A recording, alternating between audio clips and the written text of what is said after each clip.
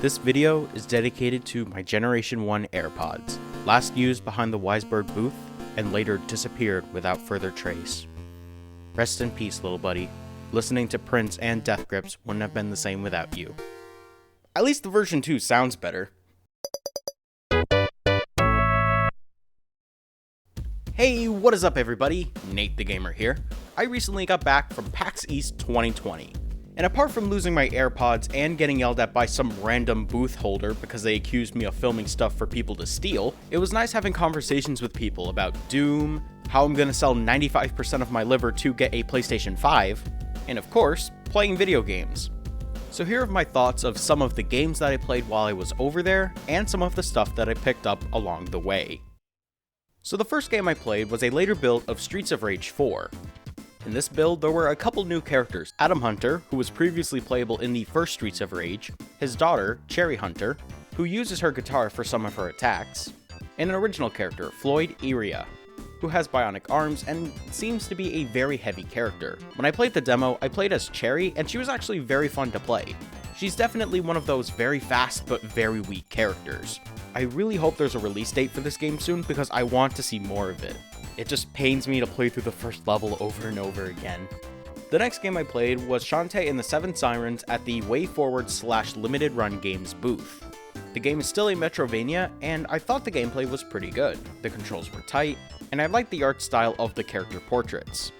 It's a good thing that they're reusing a lot of the assets from Half Genie Hero, because it would be a shame to go through all of that hand-drawn animation work just to throw it out for the next game.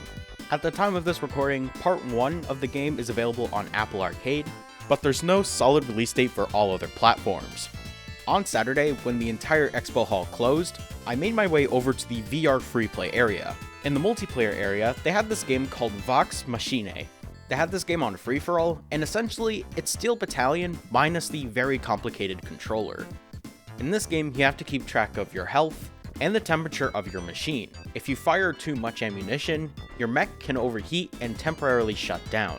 You have a stick shift on your left that moves you forwards and backwards, and on the right, you have a stick that allows you to move left or right. You aim with your head, and in order to fly, there's an extra stick you have to either pull up or down, although you have to keep track of the amount of fuel you have. Overall, this game is very complicated to try out at first, but after another round, I was able to get a hang of the entire thing. I even managed to get first place in my lobby, however, that was because I was a gremlin and stole everyone's kills. Sorry. While the game isn't new, I still definitely recommend this game for anyone that has a VR headset. Unfortunately, I was only able to play one indie game this year, and that was Cyberpunk Bartender Action Nirvana. This game is a sequel to Valhalla, which released around 4 years before. While there's not a lot of plot out there so far, what I do know about this game is that it takes place on St. Elysia, which is an artificial island in the Caribbean. The reason why this was created was to bypass a bunch of regulations made by several big corporations. In this game, you play as Sam, who is the main bartender in Nirvana. And if the last game has anything to go by, you basically just have to make drinks and make small talk.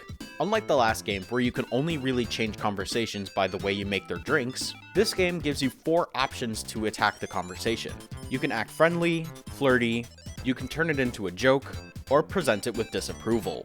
All of those will generate a different response. The way you prepare their drinks will also change the conversation. For example, I had a patron that wanted to be extra drunk, so you know what I did? I gave her the max amount of vodka that I could, and she got pretty wasted. Speaking of which, unlike the last game where they only used 6 artificial ingredients, since this is taking place in the Caribbean, you are given all natural ingredients. So there's a little bit more complexity when it comes to preparing these drinks. The game is supposed to come out this year, but recently I heard about news that there was a little bit of trouble going on behind the scenes. If you are interested in playing this game, I definitely recommend checking out Valhalla beforehand. I'm really excited to see these characters more, and just to see what Sukeban has under their sleeves. So now we're really getting to the creme de la creme of PAX East, the popular booths. Every year, these booths are always filled with people, and they're pretty much capped all day long. Only the mightiest, with the truest power walk stamina, who can rise up early in the morning, who somehow got lucky with the Nintendo Warp Pipe Pass, Speaking of which, I was there at 5 refreshing the page, and for some reason, the page didn't load. I can have the bragging rights of playing these games. The first game I was able to play was Doom Eternal at the Discord booth. The game basically builds off of Doom 2016 and speeds everything up. The combat felt absolutely fluid. I think part of that had to do with the 165Hz monitors that they had, but it just felt so good. And the sound design, you can just hear the bones snapping and all the demons that you plow down. It was just a masterpiece. Half the time though I was being chased by that weird spider demon thing with the gun on its head, I still had a fantastic time with this game. Another game I played at the Discord booth was Midnight Ghost Hunt. The game plays very similar to Prop Hunt from Gary's mod, but adds a couple more things to stand out. When you're the ghosts, you can possess different props, and as a ghost you have two options when the hunters find you. You can either run away, or you can hurl yourself right at them to stun them temporarily. You're also given a secondary ability. The ability I chose allowed me to become one of the other hunters, and if I snuck up behind them, I could choke them out to knock them out temporarily. As a hunter, you're given several tools to look for the ghosts. One of them's a radar that looks at the ghosts' footprints. When the clock strikes 12, the ghosts will be powerful and they will be able to kill you. So if you don't find the ghosts before 12, you have to survive until reinforcements come. Overall, this game was really fun to play, and since Doom Eternal was next door, it was really easy to queue up early in the morning because there were no lines. Right next door to the Discord booth was the Nintendo booth. How convenient. I was able to get into the Nintendo booth at the very last minute. This happened on Friday right after the Warp Pipe passes came out, and I just came over there just to mope at all the people having fun. However, I started noticing people starting to go into the line without any Warp Pipe pass signs, so I knew that this was my chance. I was pretty much the last wave to get into the Nintendo booth before they closed down the entire expo hall for the day. Well, that night, I felt like the luckiest man on earth. And what was I able to play? The brand new Animal Crossing game. Animal Crossing New Horizons. While it was an odd choice considering that this game isn't really that demoable, Nintendo did a great job trying to figure out how to make it work. Essentially, this was the full game, but you had a tour guide with you. Basically what they would do is show you around their world and display all the different things you can do. Since this game supports up to 4 players, I had 2 other players with me and the tour guide. As to be expected from a series like Animal Crossing, the game was extremely wholesome.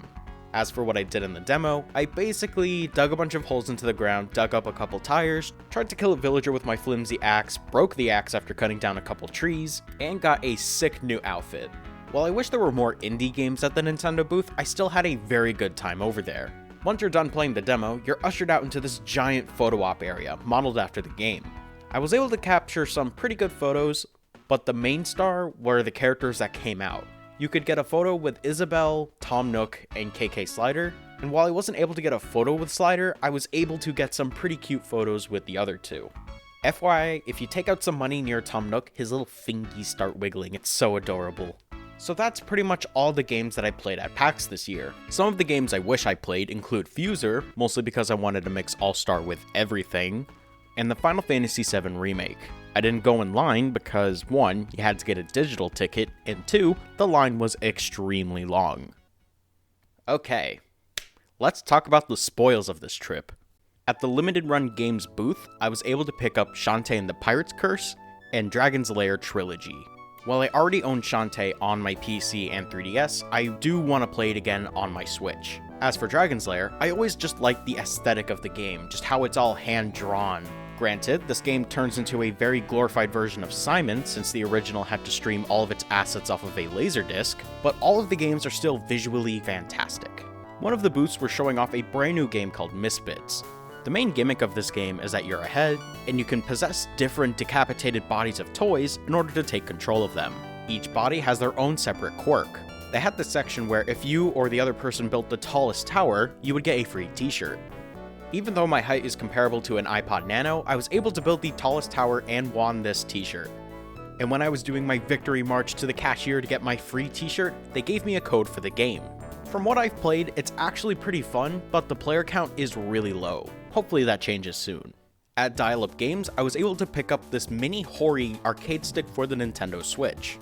I'll probably cover this in another video, But so far, it's a very weird controller to use. I'm mostly used to more larger arcade sticks. At least the control stick feels pretty good to move around. At the same booth, I really wanted to pick up this thing called the X-Band. Basically what this allowed you to do is to play Genesis games with other people over dial-up. I wanted to pick this up because there is actually a group of people that are trying to get the service back online. Unfortunately, this was $200. That was mostly because inside the box, there were signatures from all the developers that worked on this service. While it would have been cool to have, it was just not in my budget. When I played Doom Eternal, they gave me this beautiful poster of Doomslayer standing on top of a bunch of demons. And after 5 seconds of owning it, I spilt Mountain Dew Gamer Fuel all over the border. Nice job, me, you caffeinated crackhead. At Square Enix, they were giving out a bunch of posters and I just had to yoink one.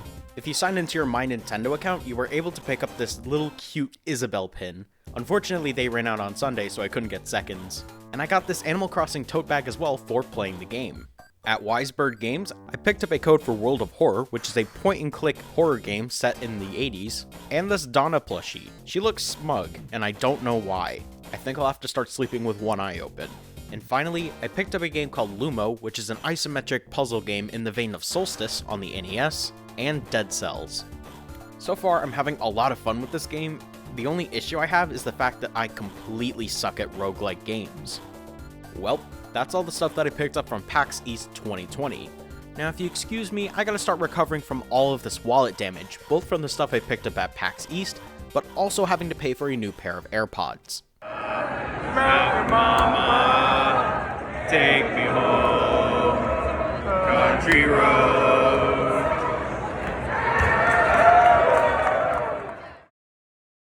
Thank you guys so much for watching my video. If you guys are new and you've enjoyed what you've seen, go ahead and subscribe. Be sure to follow me on Twitter to see any shenanigans that I've gotten into, and updates on the channel. But anyways, I'm Nate the Gamer, and I'll see you guys in the next video.